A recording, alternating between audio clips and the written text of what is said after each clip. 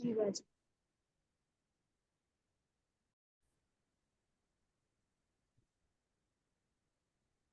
اللہ الرحمن الرحیم. اب تک ہم حرکات پڑھے، حروف مدہ اور حروف لین پڑھے. حرکات یعنی زبر، زیر، پیش. اب یہ جو سبق ہے آج کا سبق نمبر 13 تنوین. تنوین دو زبر، دو زیر، دو پیش کو تنوین کہتے ہیں. سب سے پہلے آپ کو یہ تختی یاد کرنی ہے، اسے قاعدہ بھی کہتے ہیں. تنوین کا قاعدہ یعنی دو زبر، دو زیر، دو پیش کو تنوین کہتے ہیں. ایک ہوتا ہے صرف زبر، زیر، پیش، اس کو حرکات کہیں گے. زبر، زیر، پیش کو کیا کہیں گے؟ حرکات کہیں گے. تو اسی حرکت میں زبر کی جگہ پہ دو زبر، زیر کی جگہ پہ دو زیر اور پیش کی جگہ پہ دو پیش. اس طرح سے اگر دو زبر، دو زیر، دو پیش ہو تو اس سبق کا نام کیا ہو جائے گا؟ تنوین. ٹھیک ہے. تنوین یعنی کہ دو زبر، دو زیر، دو پیش. تنوین کسے کہتے ہیں؟ دو زبر، دو زیر، دو پیش. دو زیر دو پیش کو تنوین کہتے ہیں. تنوین کہتے ہیں. اب اس کو پڑھنے کا کیا طریقہ ہے، کیسے پڑھیں گے اس کو؟ حمزہ دو زبر ان، با دو زبر بن، تا دو زبر تن، ان بن تن، ان بن تن. زبر کی آواز آ رہی، اگر دو زبر آ رہا تو جیسے زبر کی آواز اوپر کو جاتی ہے ویسے ہی دو زبر کی آواز میں بھی اوپر کو جانا. آ ان، با بن، تا تن. دو زیر کی آواز نیچے کو جاتی ہے، ایسے ہی دو زیر کی آواز زیر کی آواز کی طرح ہی دو زیر کی آواز بھی نیچے کو جائے گی. ای ان، بی بن، تی تن. دو پیش، پیش کی آواز آگے کو جاتی ہے ویسے ہی اس کی آواز بھی آگے کو جائے گی. ان بن تن. لیکن فرق کس چیز میں آ رہا؟ کیا چیز تھوڑا سا الگ ہو جا رہی اس میں؟ آ ان، ای ان، او ان. حرکت اور تنوین میں کس چیز کا فرق ہو رہا؟ آخر میں کس چیز کی آواز آ رہی؟ نون کی آواز آ رہی. نون کی آواز آ رہی. شاباش، سمجھ رہے ہیں؟ تو دو زبر، دو زیر، دو پیش یہ ایسا اعراب ہے جس کے آخر میں نون کی آواز آتی. کس کی آواز آتی؟ نون کی. نون کی آواز. ان بن تن، ان بن تن، ان بن تن. تو لہٰذا اسی لیے اس کو تنوین کہتے ہیں. تنوین کسے کہتے ہیں؟ دو زبر، دو زیر، دو پیش. دو زیر دو پیش کو تنوین کہتے ہیں. دو زبر، دو زیر، دو پیش کو تنوین کہتے ہیں. اور اس کے آخر میں جی پہلی چیز یہ یاد رکھیے، تنوین کسے کہتے ہیں؟ دو زبر، دو زیر، دو پیش کو تنوین کہتے ہیں. تنوین کہتے دوسری ہیں. چیز یہ، تنوین میں نون کی آواز آتی ہے آخر میں. ان بن تن، ان بن تن، ان بن تن. تیسری چیز یہ کہ جبھی بھی دو زبر کسی حرف پہ آتا ہے تو وہ الف کے ساتھ آتا. یہاں پر غور کیجیے آپ، با پہ دو زبر ہے الف کے ساتھ، تا، تا، جیم، ہا، خا. با سے لے کے یا تک جتنے بھی حروف ہیں ان تمام حروف پر دو زبر کے ساتھ الف لکھا ہوا ہے. لیکن دو زیر اور دو پیش کے ساتھ الف ہے؟ نہیں ہے باجی. نہیں ہے. تو اس چیز کا آپ لوگ خیال رکھنا، جہاں بھی دو زبر آتا ہے دو زبر کے ساتھ الف لکھا ہوا رہتا ہے. وہ کیوں؟ انشاءاللہ ہم وقت کے قاعدوں میں پڑھیں گے. ٹھیک ہے.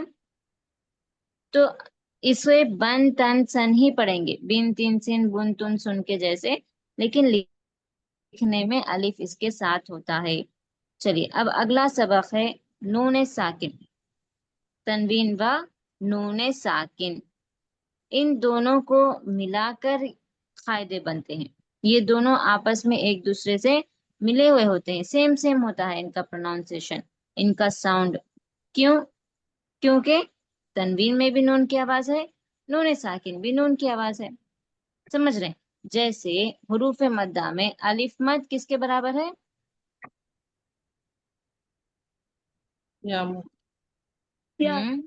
الف مد کس کے برابر ہے؟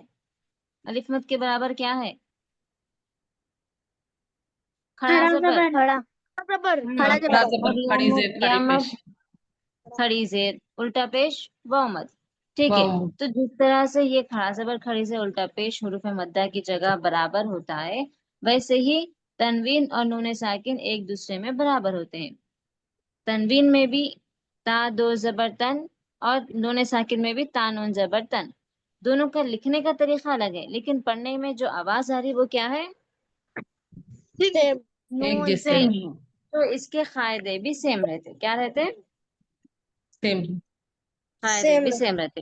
تو اس کی تختی بھی آپ کو یاد کرنا ہے، تنوین و نون ساکن، جس نون پر جزم ہو اس کو نون ساکن کہتے ہیں۔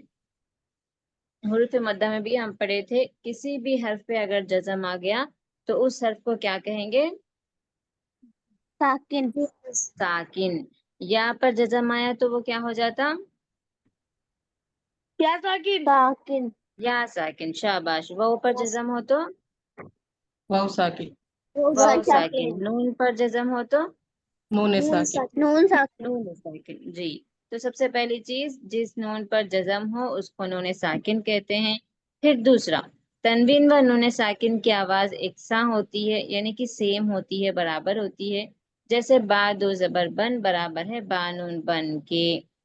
تو یہ آپ کو سب سے پہلے قاعدہ یاد کرنا ہے۔ اس کے بعد یہاں سے یہاں تک کس طرح سے تنوین نون ساکن دونوں سیم آواز کے ہیں وہ آپ کو دیکھنا ہے، یاد کرنا ہے۔ اور یہاں پر آپ ایکسرسائز ہے، یعنی مشق ہے، اس کو ہجے کرنا، رواں پڑھنا اور قاعدے دیکھنا۔ کیسے؟ دیکھیے، عین الف زبر آ، دال دو زبر دن، آدن، پہلے ہجے کرے پھر رواں پڑھے۔ اب قاعدہ کیا ہو رہا ہے آدن میں؟ تنوین ہے الف مد ہو رہا، الف الف مد ہو رہا، شہباز، الف الف مد مد ہو ہو رہا رہا۔ اس کے بعد سین و زبر سو، حمزہ دو زیر ان، ہجے ہو گیا، اب دونوں کو ملا کے رواں پڑھیں گے، سو ان، ہجے ہو گیا، رواں ہو گیا۔ اب قاعدہ دیکھیں گے، اس میں کیا قاعدہ ہو رہا؟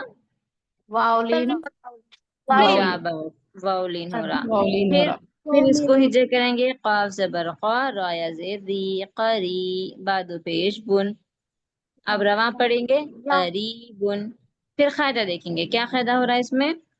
یا مد ہو رہا، یا مد ہے جی، تو ایسے ہی ایک ایک لفظ کو آپ ہجے کریں گے، رواں پڑھیں گے، اور پھر اس کا قاعدہ بتائیں گے کہ کون سا کیا قاعدہ ہوگا۔ تو یہ کل آپ کو سنانا ہے، سمجھ گئے سب آج کا سبق؟ جی باجی جی جی باجی جی باجی جی بات ٹھیک ہے، کل قاعدہ سنانا، اس کے بعد پھر یہ پورا مشق سنانا۔ کہاں سے؟ یہاں سے۔ سب سے پہلے تنوین کا لیسن نمبر 13، تنوین کسے کہتے ہیں یہ آپ کو اچھے سے یاد کرنا ہے۔ دو زبر دو زیر دو پیش کو تنوین کہتے ہیں۔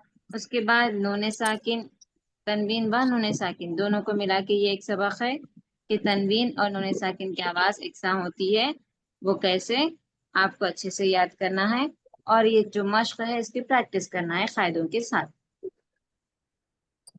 ٹھیک ہے؟ باجی یہ دو زبر دن بول کے ہے نا، الف نہیں پڑھتے نہیں؟ نہیں پڑھتے، دال دو زبر دن، الف لکھا جاتا ہے لیکن پڑھا نہیں جاتا۔ پڑھا نہیں جاتا۔ وقف کے قاعدوں میں انشاءاللہ میں اس کو آپ کے اس کے بارے میں۔ اچھا جی، تو اسی کے ساتھ آج کا سبق ختم کرتے ہیں۔ سبحانک اللہم و بحمدک ونشہد ان لا الہ الا انت ونستغفرک ونتوب الیک، والسلام علیکم ورحمۃ اللہ وبرکاتہ۔ وعلیکم السلام ورحمۃ اللہ وبرکاتہ۔